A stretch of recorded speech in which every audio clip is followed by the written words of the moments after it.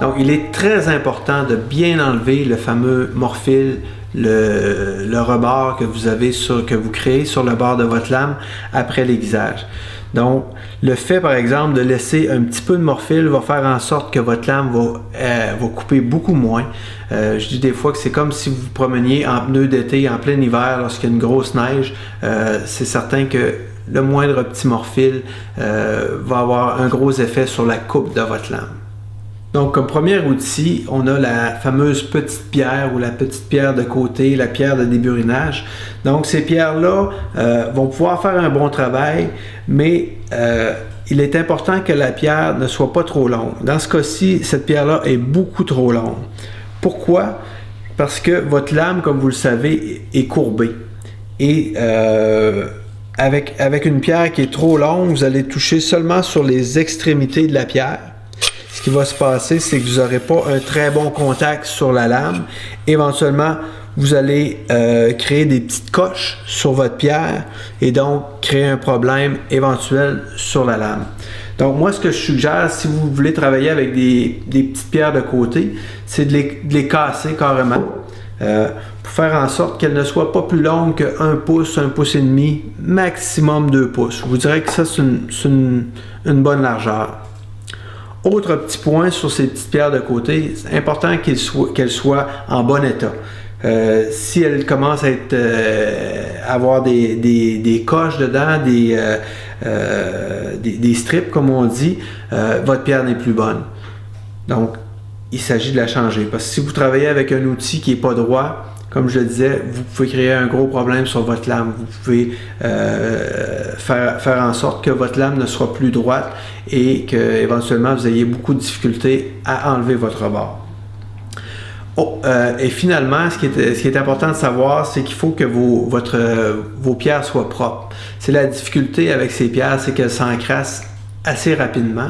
Un petit conseil que je peux vous donner, c'est de prendre une petite huile, ça peut être une huile végétale, une huile WD-40, et de frotter 2 pierres ensemble comme ça pour arriver à bien les nettoyer. Okay? Par contre, lors de l'aiguisage, vous n'êtes pas obligé d'utiliser l'huile pendant l'aiguisage, mais pour le nettoyage, ça va aider d'utiliser une petite huile. Alors, le deuxième outil que vous pouvez utiliser, c'est le burin. Je vous dirais que 90-95% des patineurs vont utiliser le burin. Ce qui est important de savoir avec le burin, c'est qu'il y a différentes duretés au niveau du matériel et que ces burins, à force d'être utilisés, vont venir à faire des petites coches. Donc, c'est très important d'avoir un burin qui est en bon état, qui n'a pas de petites coches dedans, car si vous avez moindre petite coche dans le burin et que vous passez sur votre lame, alors vous pouvez créer un très gros problème. Vous pouvez faire des coches qui vont vous vraiment endommager la lame. Autre chose au niveau du burin, ce qui est important, c'est la façon de le tenir.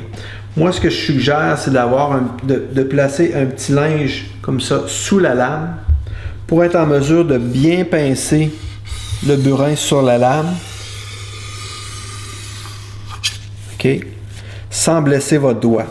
Okay?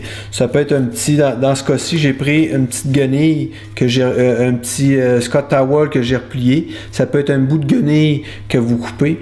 Donc, comme je dis souvent, c'est important d'avoir une bonne prise sur le burin et de bien le pincer sur la lame, comme ça.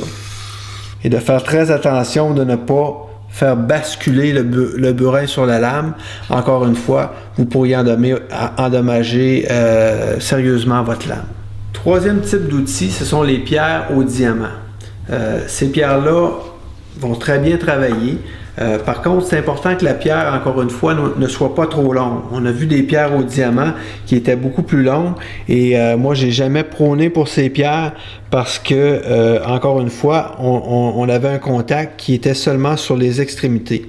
Avec une petite pierre comme celle-là de 1 pouce par 1 pouce, encore une fois, avec un petit linge dessous, on arrive à avoir un bon contact sur la lame et on arrive à déburiner la lame en quelques coups. Donc, ce n'est pas nécessaire de passer 5, 10, 15, 20 fois avec votre outil. Normalement, si vous avez un bon outil en bon état, normalement, un coup, 2 coups, et il ne devrait plus rester de morphile du tout. Alors, pour comparer un petit peu les différents outils de déburinage, donc les avantages et inconvénients de chacun. Pour ce qui est de la petite pierre de côté, je dirais que son avantage, c'est qu'elle n'est pas chère. Ça peut quand même faire assez longtemps si vous prenez bien le soin de bien la nettoyer. Par contre, l'inconvénient, c'est que c'est ça. Vous avez besoin de la nettoyer régulièrement avec de l'huile et certains vont trouver que elle va faire un travail qui est moins franc, qui est moins rapide. Des fois, il va falloir passer un petit peu plus souvent pour l'utiliser. Après ça, au niveau des avantages et inconvénients du burin, ben, l'avantage vraiment, il est évident, c'est que 1 ou 2 coups de burin, on arrive à enlever le morphile complètement. On a une lame qui est vraiment claire de tout morphile. Par contre, c'est un petit peu plus difficile à passer. Donc, c'est important de faire attention au niveau de la façon de le tenir. Les gens qui n'aiguisent pas les patins régulièrement vont se sentir un petit peu moins à l'aise de tenir ces petits burins-là et parce qu'on le sait, peuvent créer du dommage sur la lame. Finalement, les avantages de la petite pierre au diamant, comme je le disais plus tôt, c'est qu'elle est facile à passer, elle va être assez durable et va être très facile à entretenir aussi. Seulement avec un petit linge ou même avec votre doigt, vous arrivez à enlever la petite poussière qui s'est créée sur la lame. Donc, beaucoup plus facile d'entretien. Pas d'huile nécessaire, pas d'eau. C'est le gros avantage de la pierre au diamant. Alors merci, j'espère que ces petits conseils vous auront aidé et si vous voulez plus de vidéos conseils, inscrivez-vous sur le lien à l'écran. Au plaisir!